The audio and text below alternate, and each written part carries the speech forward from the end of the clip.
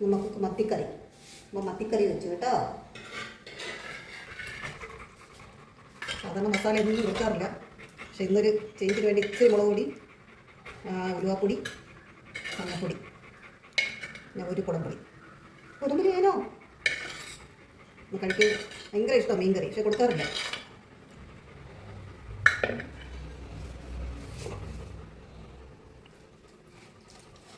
ഈ ഒരു ഓട്ടം ഉണ്ട്.